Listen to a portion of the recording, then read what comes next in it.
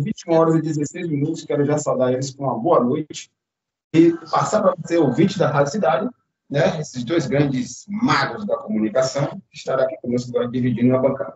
Sejam bem-vindos, muito boa noite, meus amigos. Os microfones estão abertos. Que privilégio, hein? Absoluto, todo meu.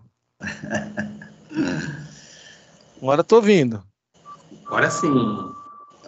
Agora nós estamos lá com Victor Oliveira e nosso amigo comentarista, que veio para ficar também, é o Lawrence Máximo. A bancada é toda de vocês, pessoal. Boa noite, bem-vindo nessa comemoração de 3 anos de programa Voz de Israel.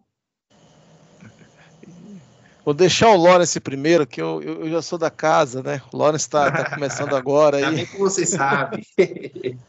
Shalom, uma boa noite para todos, um prazer imensurável estar aqui nessa mesa com amigos queridos, com irmãos, amigo mais chegado que irmãos, com o meu amigo particular Vitor, com o meu amigo Eliomar. É um prazer imensurável estarmos aqui juntos essa noite.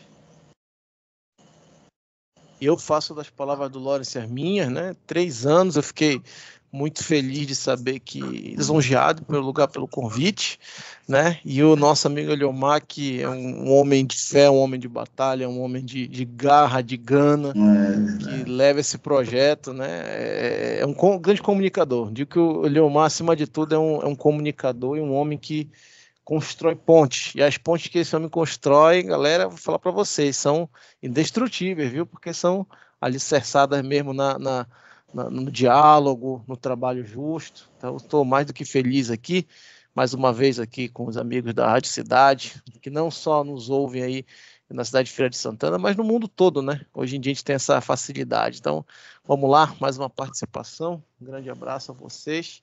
E, Eliomar, toque o barco.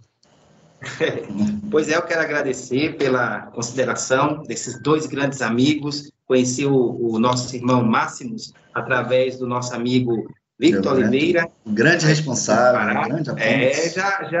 Ainda bem que vocês se sentem em casa aqui conosco e saiba que a gente também, né, como vocês aí da instituição, o Victor, ele já participou várias vezes aqui do programa, o Máximo era a 2ª vez que ele está participando, e eu quero aproveitar agora em público, né, ao vivo. Eu já falei no programa passado que o Victor também foi um grande idealizador desse programa, porque de uma vez, a primeira vez que a gente conversou, né, ele, a Cleo, a gente batendo aquele papo online, e nós falamos sobre a ideia do programa Voz de Israel, e o Victor deu a maior força. Então, meu amigo, eu te digo que esse programa não estaria no ar se não fosse por você também.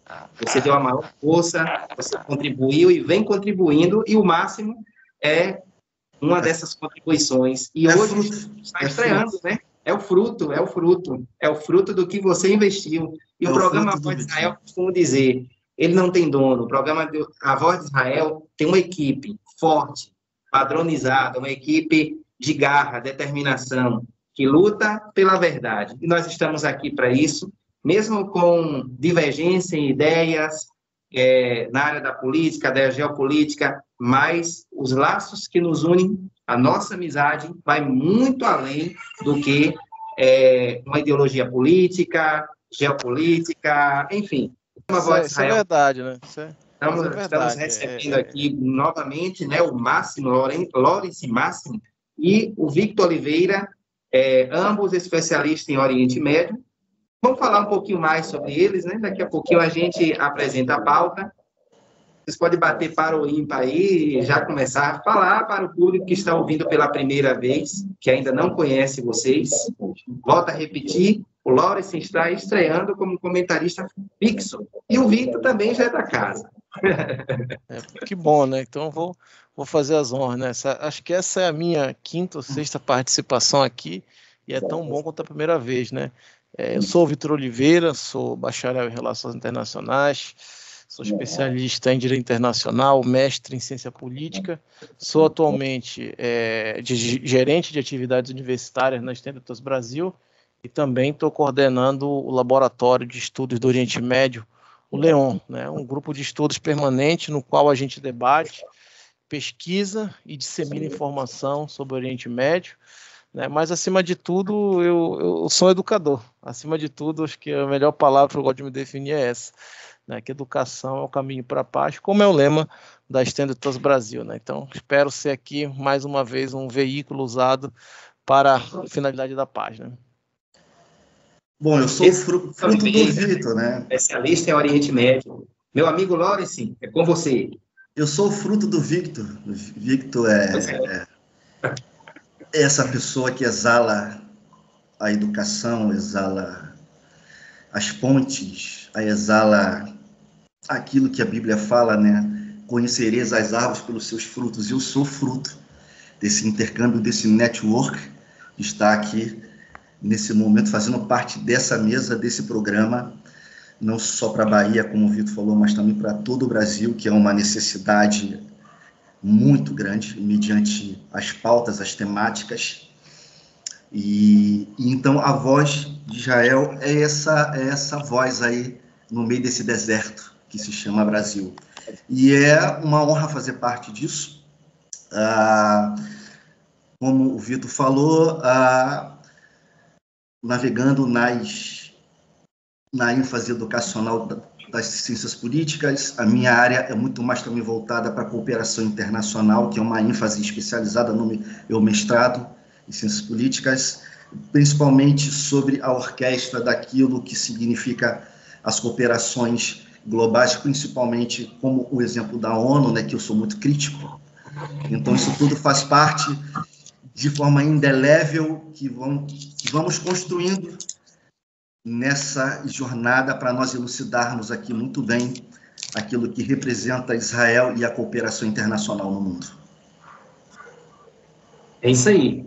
Estamos novamente aqui com o Victor Oliveira, especialista em Oriente Médio, e o Lawrence Máximos, também especialista em geopolítica do Oriente Médio, ele também que é escritor. Então, vamos lá, né? Temos a primeira pergunta.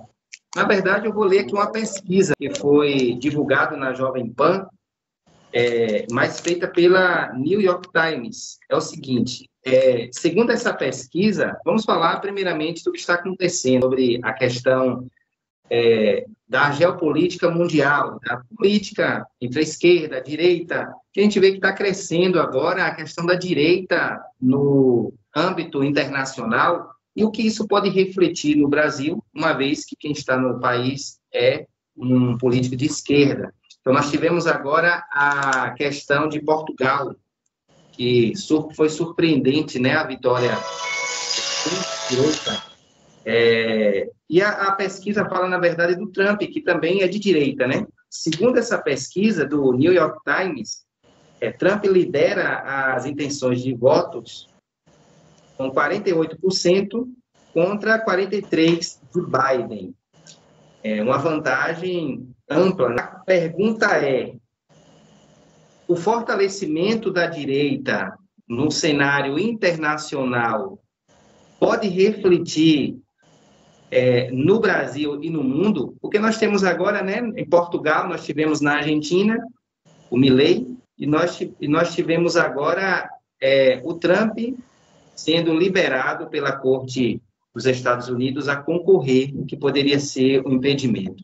Então, os especialistas aqui no assunto vai ficar à vontade para poder responder essa pergunta para o público ouvinte. E daqui a pouquinho a gente ainda vai falar sobre a questão do conflito no Oriente Médio, tão esperado também. Meus amigos, fiquem à vontade. Victor. Vamos lá, né, galera? Começa aqui. Eu vejo uma movimentação, em primeiro lugar, eu gosto de observar uma movimentação de um eixo vertical.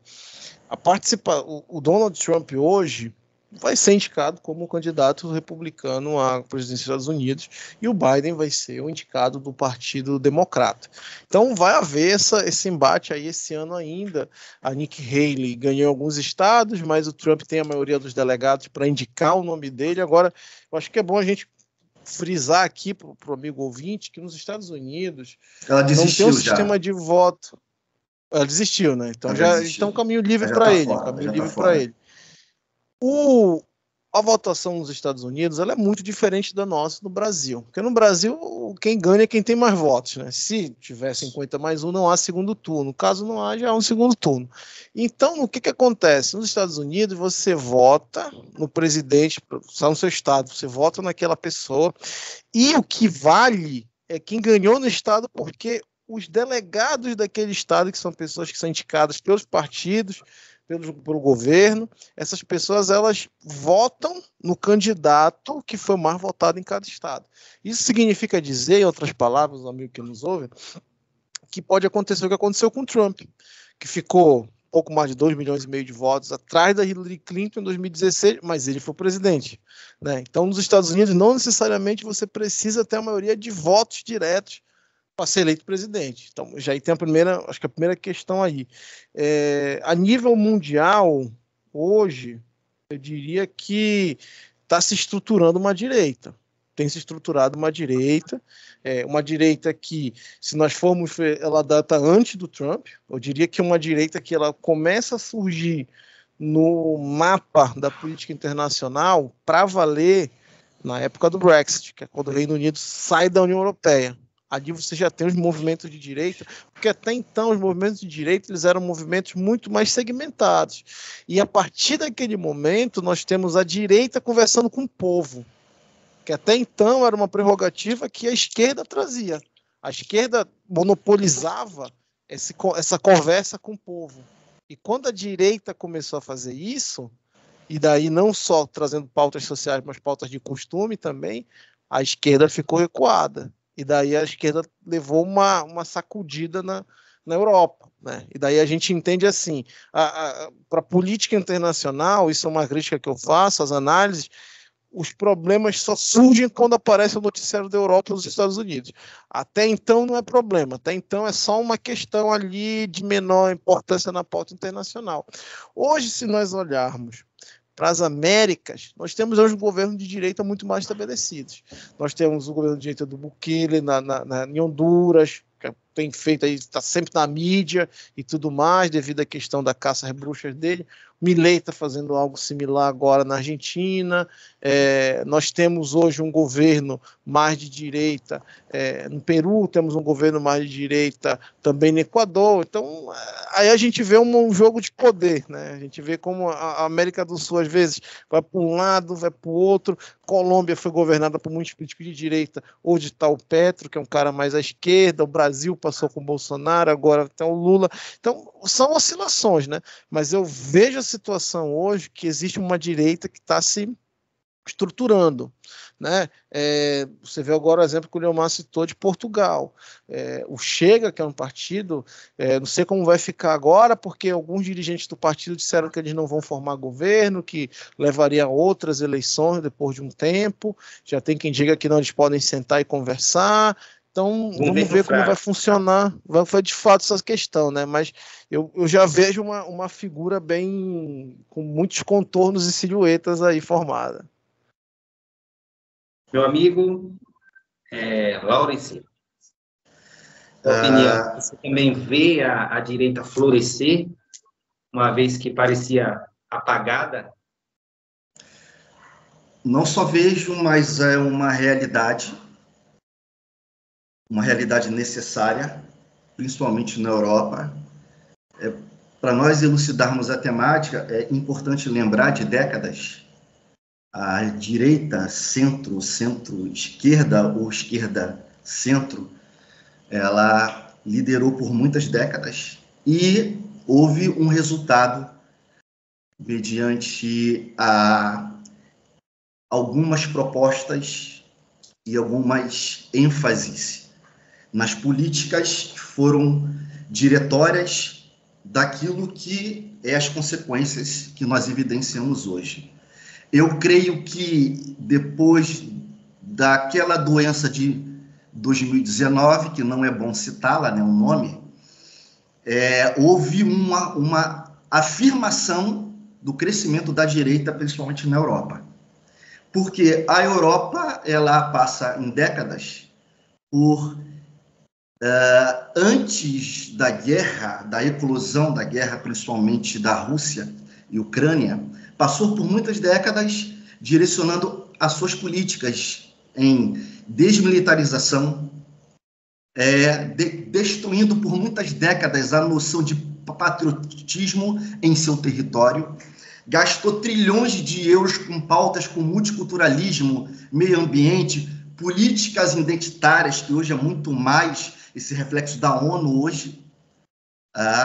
Se você quer identificar hoje a ONU, você vai ver essas políticas muito mais voltadas, principalmente anti-Israel, também fazem parte desse progressismo identitário. Nós tivemos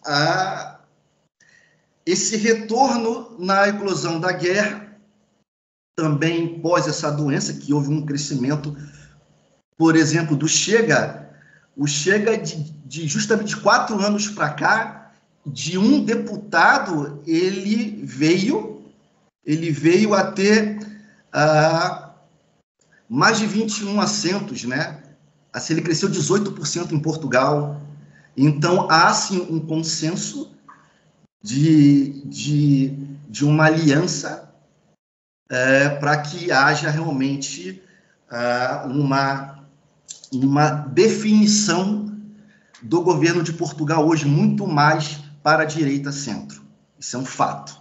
Assim como a Giorgia Meloni na Itália, assim como a Marine Le Pen na França, que nas últimas eleições foi uma grande ameaça para o adorador da morte Macron, né? Que é o adorador da morte, né? Que ela atingiu 41%, gente. Ela atingiu 41%. Ela foi uma ameaça real, indo no segundo turno 2 vezes com Macron, e nas últimas eleições, agora em 2022, ela teve 41% dos votos. Lembrando que a França é o país mais islamificado da Europa. Maior imigrantes islâmicos radicais são da França. Lembrando que a Europa, ela passa de todo esse multiculturalismo, ela foi islamificada ao longo dos últimos 30 anos, principalmente hoje nós temos em cada 10 europeus, 8 são muçulmanos. Com essa crise imigratória, desse factóide, dessas políticas mal feitas, mal introduzidas e mal representadas pela própria União Europeia, que hoje colhe desses frutos amargos. E se alguém tinha alguma dúvida disso, as manifestações pró-Hamas estão aí nas ruas, nas principais capitais da Europa. Então, assim, uma realidade. Eu quero terminar a minha fala dando o exemplo da Hungria, da Polônia. Vê se tem ataques terroristas nesses países, porque eles souberam ter uma resolução e tratar, principalmente, as políticas imigratórias da forma que elas precisam ser tratadas. Show de bola. Quero aproveitar e mandar um alô para a Josi, que está à nossa escuta, está parabenizando vocês. Disse que vocês têm uma belíssima voz, e parabenizando aqui o programa A Voz de Israel pelo tema. É o Victor. O Victor tem uma voz bela. O Lawrence, eu adoro o Lawrence. Voz imponente, de trovão. Está parabenizando vocês, tá vendo aí? Vocês são queridos aqui em Feira de Santana. Sinal positivo, né? O Vitor, que vai estar aqui conosco brevemente, ainda nesse primeiro semestre. Daqui a pouquinho ele vai confirmar isso aí, mas as coisas estão em andamento para que o nosso amigo Victor venha visitar a Feira de Santana nessa visita inédita. Também o nosso amigo Lawrence, quem sabe serão nas mesmas datas, porque, ao que tudo indica, né? Ele também vai estar vindo ainda nesse semestre. Já pensou, os 2 grandes especialistas aqui de geopolítica em Feira de Santana, vai revolucionar e trazer muito mais conhecimento para a nossa cidade, que ama Israel e está aberta a aprender mais sobre a geopolítica, conhecimentos voltados a Israel. Nosso amigo e colega de bancada também quer fazer uma pergunta para vocês, o Ed Batera. Meus amigos, boa noite mais uma vez. Deus abençoe aí a cada um de vocês. Uma pergunta, já pegando esse gancho do Lawrence, sobre essa questão, né, da islamificação escolhido na Europa. E a gente vê também o seguinte: nos governos socialistas, muito de as pessoas fugirem de seus determinados países. Recentemente, a gente viu aí as questões da Venezuela, vemos também as questões do México, né, pessoas tentando adentrar nos Estados Unidos de todo jeito. Vemos aquele boom gigantesco de pessoas fugindo de seus determinados países para tentarem migrar para países mais altos na Europa. E vimos chegar um caos gigantesco do mundo entre 2018, 2019 até 2020, mais ou menos, essas pessoas fugindo de seus governantes dessas atuações. Baseado nessas fugas, como que seria, né, possível uma influência, vamos assim dizer, da direita? Vocês acreditam que a direita hoje se tornou mais forte devido a esses episódios? As pessoas estarem fugindo dessas questões, e aí sim, abrir os seus olhos para os determinados tipos de governo que vem exercendo nesses países? Naturalmente, é isso aí mesmo. O nosso querido amigo de Batera aí, acho que está acertando a mosca. Porque daí eu vejo também, o amigo ouvinte, e a direita ela cresceu internacionalmente muito mais por estar atento à realidade das pessoas. Se você parar para analisar um plano de governo de direita, um plano de governo de esquerda, o plano de governo da direita, ele vai falar sobre aquilo que é, a situação como está. E o governo da esquerda ainda tem aquela ideia muito romântica, não, vamos modificar fantasiosa. Isso, vamos melhorar aquilo. Fantasiosa. Exatamente. E o governo de direita, não, ele está querendo pegar a pessoa, dar um chacoalhão e dizer, abre o olho, está acontecendo isso. Então, no caso da Europa, que o Lawrence pontuou aí, é muito verdade. Se vocês pesquisarem, tem bairros em Londres, tem bairros em Paris, onde a lei do país não vale. O que vale é a lei da Sharia, a lei muçulmana. E daí, pensem vocês, amigos, é como se você, em Feira de Santana, um bairro, a lei brasileira, nossa Constituição, o nosso direito civil, nosso direito penal não funcionasse. Aí daí... Aí pensem comigo, essas pessoas não se adaptam à vida no país deles. Essas pessoas muitas vezes acabam se apropriando, não fazem uma apropriação cultural. Essas pessoas muitas vezes acabam cometendo muitos crimes. E nessas cidades, às vezes, o aumento do crime tem muito a ver com a entrada dessas pessoas. E você acha que isso vai vir quem? E aí imagine, tem um outro ponto também, galera. Muitas vezes, esse fluxo de imigração desenfreado trouxe consigo um custo social muito grande de aumento de imposto. Por quê?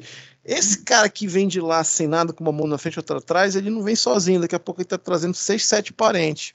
Aí desses 6, 7, ele vai colocar os filhos na escola, mas a escola só dá para receber 10 alunos.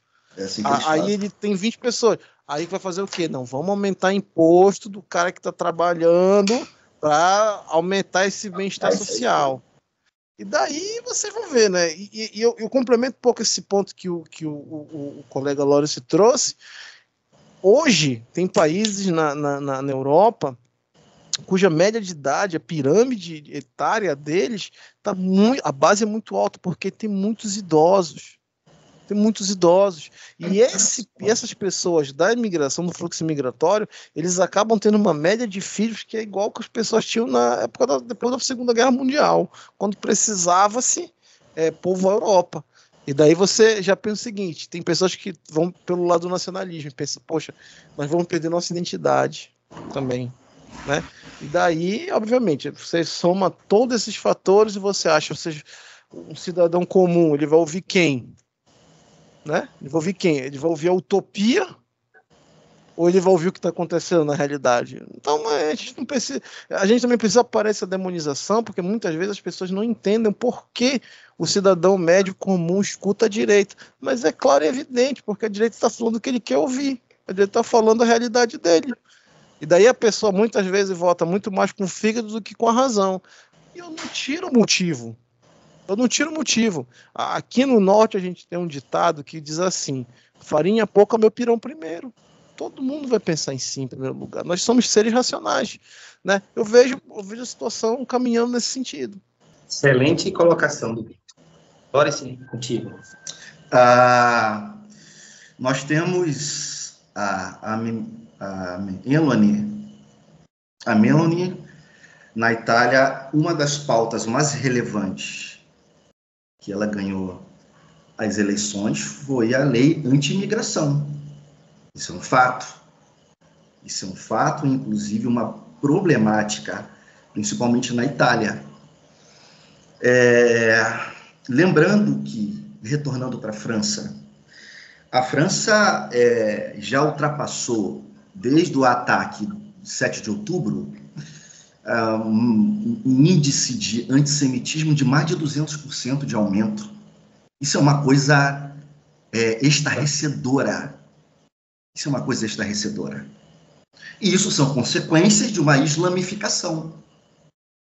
Islamificação em todas as dimensões da sociedade francesa, desde os donos do Paris Saint-Germain, que é um muçulmano, desde os donos do Mônaco, que é outro sheik. Há uma islamificação em todas as camadas na sociedade na França, e o resultado disso é uma catástrofe, principalmente de identidade, até mesmo para o francês. O europeu, de forma geral, não teve mais filho, porque pelas pautas identitárias, como nós já citamos, houve esse crescimento dessas pautas, desse movimento LGBT. Os europeus, ao longo dos últimos 50 anos, só tiveram um filho, e esse um filho resolveu se veredar e ter escolhas sexuais de outra natureza. E aí as consequências começaram. Isso tudo faz parte desse contexto, dessa geopolítica. O crescimento da direita, principalmente na Itália, em países como a Hungria e a Áustria, que tiveram políticas fortemente contra a imigração, políticas de anti-imigração, tiveram um crescimento acima de 20% nos últimos 5 anos e se fortaleceram diante dessa temática. Então, de fato, sim, é uma pauta de uma política em crescimento, junto com o movimento do crescimento da direita na Europa, principalmente. Mais uma pergunta aqui, mas antes quero aproveitar e mandar um alô para a Cláudia, da Marisa Ótica, que está à nossa escuta, no bairro do Sítio Matias, também para Jefferson, no Panorama, e para Prolígia, isso mesmo, os educadores hoje estão marcando presença ácida no programa A Voz de Israel. Primeiramente, eu vou fazer essa pergunta aqui para o Vitor, vou dar 1 minuto de cada, e já vou fazer a pergunta para os dois, né? Para o Vitor, a pergunta é o seguinte, meio polêmico: Donald Trump, se eleito, ele promete recuperar a economia, reduzindo impostos, com salários menor e mais empregos. Essa é a pergunta para o Vitor. Para o Lawrence, vai a seguinte pergunta. Em relação à China, ele disse o seguinte, que vai acabar com a dependência dos Estados Unidos à China. Vitor, você primeiro. Essa estratégia dele, eu diria assim, que ele já fez isso anteriormente. Ele fez anteriormente. Funciona? Você acha que vai funcionar? Assim, ele fez anteriormente. Só que hoje a gente precisa ver o seguinte. Os Estados Unidos, hoje, está gastando muito mais dinheiro do que gastava em 2016. E o Donald Trump sabe disso. O Donald Trump, eu digo assim, que ele vai... A primeira coisa que ele vai fazer, no dia que ele for presidente, que ele for já sentar e a caneta dele tiver o poder de presidente, a primeira coisa que ele vai tentar fazer, isso eu digo para vocês, é tentar ver a questão da OTAN, Rússia e Ucrânia. Por quê? Ele é um crítico. Ele vivia dizendo assim, por que a gente dá dinheiro para vocês e vocês não pagam a gente tem que ficar com tropa, isso não dá dinheiro para nós. Mas hoje já existe uma guerra em curso que a OTAN precisa ser... A OTAN está sendo chamada. E se vocês pararem para analisar, Só 2 países não estão na Europa da OTAN, Canadá e Estados Unidos, que também são fundadores da OTAN. O Macron avisou hoje que a França vai mandar militares, né, militares através da OTAN, militares franceses, para a Ucrânia. E o Parlamento Europeu tem estudo para enviar mais de 5 bilhões de euros de ajuda para a Ucrânia. E aí a gente tem a Suécia, que entrou também na OTAN agora recentemente. Aí vocês veem o seguinte, é preciso todos esses países hoje para tentar conter a Rússia, né? Porque hoje em dia, se nós formos colocar na ponta do lápis, a questão da Ucrânia só está tendo essa ajuda porque eles estão entendendo que a questão da Ucrânia hoje são favas contadas. Que isso aí já é quase algo que vamos largar de mão, mas antes vamos sair, né? Vamos tentar, porque se a Rússia chega aqui, a Rússia vai estar muito mais próxima da gente, a gente não vai conseguir conter a Rússia. Só que a Ucrânia não é membro da OTAN, né? E lembre-se aí que vocês também que o Putin estava soltando os cachorros em cima dos países dos Balcãs, ameaçou a Suécia também, né? Então, a primeira coisa que o Trump vai fazer é isso. E não se esqueçam, toda guerra gera muito lucro, mas muito lucro. E se tem um país que sabe ganhar dinheiro com guerra, com arma, com armamento, com poderio bélico, é os Estados Unidos da América. E se tem alguma coisa que o Trump gosta é dinheiro. Então vamos ver aí se ele vai conseguir fazer. Na vez passada ele conseguiu, ele realmente, se vocês parem para olhar, ele conseguiu fomentar emprego, ele conseguiu aumentar a indústria nacional, isso ele conseguiu fazer. Só que o mundo de 2016 não é o mundo de 2024. Nós estamos falando de 8 anos. É muito tempo, né? Pode ser que para a historiografia não é nada, é uma semana.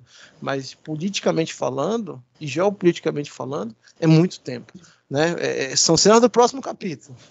Bem pontuado. E tem essa questão que você falou, tem até memes, né, que falam assim, que o Trump está voltando para reorganizar a casa. Ou seja, o mundo se cambaleou com a saída dele, e aí tem um monte de vídeo na internet, ó, o papai está voltando. E aí ele vai arrumar a casa totalmente. Isso não está uma bagunça. Lawrence, acabar com a dependência dos Estados Unidos à China. E aí? Me diga aí, você acha que é possível ou não? Tem 1 minuto e meio também para responder, para a gente já passar para o tema Oriente Médio. Será que realmente existe? Vitor pôs fogo agora no tema, hein? Bem pontualizado agora. Eu não entendi se a pergunta é dependência do mundo mediante a China e o papel dos Estados Unidos, ou a dependência dos Estados Unidos da China. Eu não entendi. A pergunta não ficou bem clara. Os Estados Unidos depender menos da China, seria isso que ele vai tentar fazer.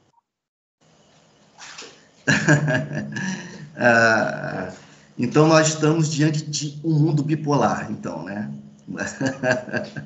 Como aquele que nós evidenciamos na Guerra Fria. Olha, eu vou pegar o gancho do meu querido irmão Victor. Isso só vai ser possível com a subida novamente de Donald Trump. Porque o ex-presidente dos Estados Unidos, Ronald Reagan, ele disse uma frase que caracteriza, que é o reflexo de John Biden. A fraqueza é um convite à agressão. A agressão no mundo só veio no governo democrático, começando em 2008 na Geórgia, 2014 na Crimeia, quando Donald Trump ele assumiu, numa reunião do G20, ele esteve com Putin e ele falou para o Putin, se você dar mais um passo, nós vamos invadir a Ucrânia e nós vamos tirar vocês.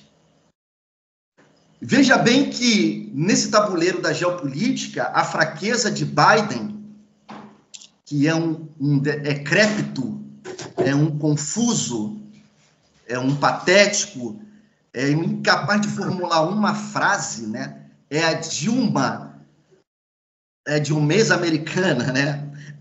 Que tomou lugar, que tornou o mundo um lugar insegundo, dirigindo a maior potência do mundo. O retorno, tudo ficou muito claro nesse tabuleiro dessa geopolítica na subida do Talibã. quando retornou ao poder no Afeganistão, gente. Aquela cena execrada, ostracista, aquela cena hollywoodiana daquela saída do Afeganistão, do exército americano, com uma parte do exército da OTAN, a chegada do Talibã, um filme cinematográfico em Cabul. Quando o Putin ele viu isso, falou, opa, sinal verde, é agora que eu vou retomar o meu plano expansionista, porque não foi apenas naquele momento da invasão da Ucrânia, gente. Isso aí é um plano megalomaníaco de Putin que começou em 2008. E Joe Biden, ele é o reflexo disso. Ele é essa fraqueza que é um convite à agressão. Então, resumindo, por fim, a mudança nesse cenário dessa geopolítica é, novamente, Donald Trump subindo e assumindo os Estados Unidos da América, que é a maior potência do mundo, para colocar ordem nessa bagunça. Porque até o Netanyahu tinha muita força ao lado da Trump, junto ao Putin. Quem não se lembra disso? Nós temos evidências disso. E é óbvio que, finalizando essa fala, lembrando que essa guerra de Israel, que nós iremos entrar agora com Hamas, dia 7 de outubro, certo? Dia 7 de outubro. A invasão não foi dia 7 de outubro? Foi justamente no aniversário de Vladimir Putin. Para mim, ele é o grande idealizador do lado do Irã, para enfraquecer a Europa e os Estados Unidos. Então, isso mais na frente nós vamos conversar sobre isso. É verdade, Pelosi. Existiu aí também já algumas denúncias, né, e análises de alguns vídeos que, durante a invasão, alguns periodistas das câmeras da Europa e ter pessoas conversando com eles em russo. Sim. Então, existe já a desconfiança pela Rússia. Em persa, sobrevivente testemunharam já que tinha terrorista falando em persa e falando também russo. Todos nós sabemos disso, né? Uma grande manipulação gigantesca isso aí. A última pergunta agora, já estamos chegando ao final do programa, é a questão do Oriente Médio. Vocês acreditam que Israel vai conseguir o objetivo final desse conflito, que, como todos sabem, né, é trazer os reféns para casa e eliminar o Hamas, pelo menos o braço armado e político? 1 minuto aí de cada, dá para a gente fazer as considerações finais. Havia um cessar-fogo no dia 6 de outubro. O Hamas infringiu, né? Hoje, eu vejo que as manifestações contra o governo de Netanyahu elas têm se tornado cada vez mais frequentes, cada vez maiores, e as próprias famílias dos sequestrados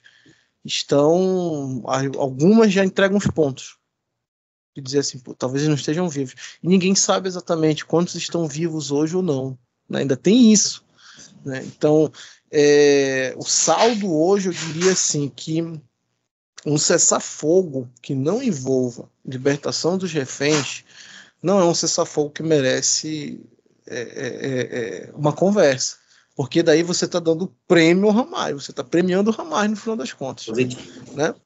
E o que acontece? O Hamas, eu sempre digo assim, a gente pode acabar com um grupo armado, eu imagino que a guerra termina com isso, mas uma ideia você não mata.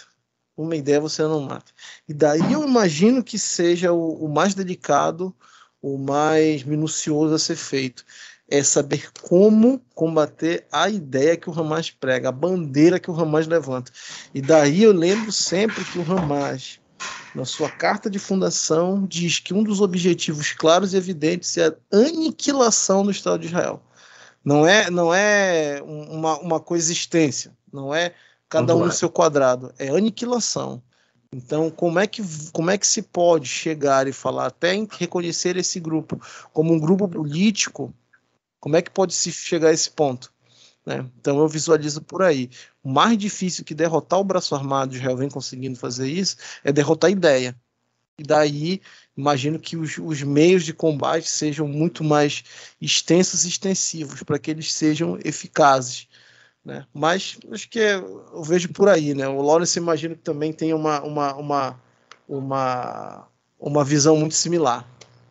Eu vou pedir ao Lawrence para segurar aí. Já na próxima terça-feira já entra com esse tema aí. Vamos segurar nessa deixa aí do Vitor. Eu quero dar uma oportunidade para o Vitor, já nas considerações finais, falar aí do Mastership, não sei se eu pronunciei certo, e de um outro programa que vocês lançaram hoje, já nas suas considerações finais, você pode anunciar para o público feirense, que ainda não sabe do que se trata. Que bom, né? O Lawrence, inclusive, aqui, amigos, ele é um fruto do Mastership, que é um programa que a gente tem de complementação acadêmica, que é para pessoas já formadas, né? Pessoas já terminaram a graduação. O Lawrence foi da primeira turma. Né? Hoje o curso hoje ele já está com as inscrições encerradas. O Mastership está com as inscrições encerradas, porque a gente começa logo no início do ano, a turma já está acontecendo, mas a gente tem e convida a comunidade feirense, os amigos que estão nos ouvindo, a participar do Fellowship. O Eliomar tem todas as informações que eu já passei a ele. O Fellowship é para alunos que estão na graduação. Né? Então, se você tem um amigo, você que está nos ouvindo aí, está na graduação, seja de qualquer curso, desde veterinária, engenharia civil, engenharia naval, relações internacionais, direito, pode fazer o curso, basta estar na graduação. A idade de 18 a 25 anos, mas a gente sempre abre uma exceção ali, uma brecha, o importante é conversar. Né? Então, esse curso, 6 meses de duração, aulas semanais, ao vivo, com professores, mestres, doutores, especialistas, muitos que aqui já passaram pela bancada do programa Voz de Israel, e um prazer enorme. E detalhe, amigos, o programa 100% gratuito. Você não paga nem a inscrição, nem matrícula, nem rematrícula, nem taxa de envio de material. E Lawrence está aí que confirma, corrobora o que eu estou dizendo, né, Lawrence? 100% gratuito. Okay. O programa Voz de Israel vai ficando por aqui. Exatamente. E a gente volta na próxima terça. Quero agradecer ao Lawrence, ao Victor, por essa rica aula que ele passou para nós. Qualquer coisa, procura aí o Victor, entra lá no site da Stand Force Brasil. Meus amigos, até semana que vem.